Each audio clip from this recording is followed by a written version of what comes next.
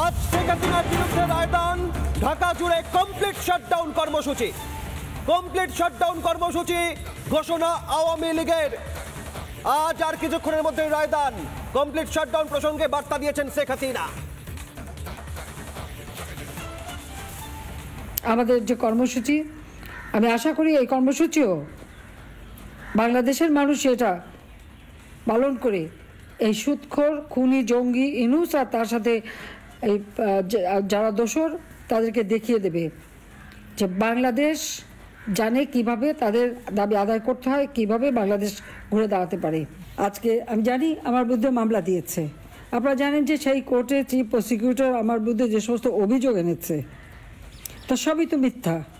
তবে এই কোর্টটাও তো অবৈধ, কারণ 1973 সালে পার্লামেন্টে আইন পাশ করে যুদ্ধ অপরাধীদের বিচারের জন্য এটা করা হয়েছিল।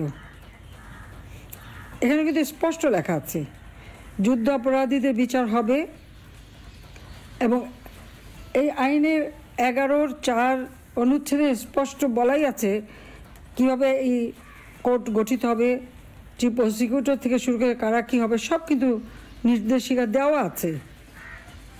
কিন্তু এরা কিছুই মানেনি। আর যত হত্যা মামলা সব আওয়ামী লীগের বিরুদ্ধে, কিন্তু খুন করেছে তো ইনুস।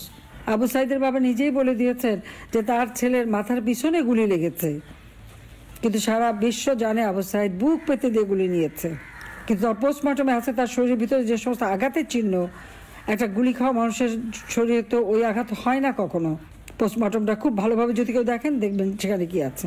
অথচ এই অপবাদগুলি তারা দিয়ে যাচ্ছে সারা বিশ্বব্যাপী। মানবতা বিরোধী নাকি কাজ করেছে। আমি যেখানে 10 লক্ষ রোহিঙ্গাকে স্থান দিলাম, তারা নির্যাতিত ছিল, 71 সালের কথা মনে করেই তাদেরকে আমি এখানে স্থান দিলাম। এর থেকে মানবতার কাজ আর কি হতে পারে? আমরা তো কখনো কাউকে এরকম দায়মুক্তি দেইনি বা আমরা প্রতিশোধ নিতে যাইনি।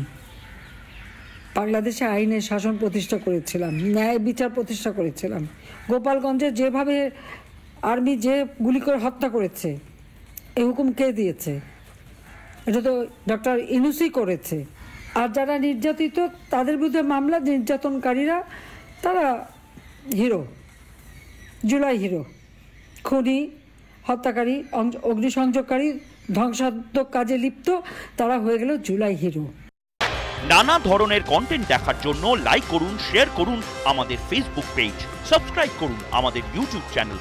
পাশাপাশি অন্যান্য ব্রেকিং নিউজের জন্য অবশ্যই চোখ রাখুন রিপাবলিক বাংলায়।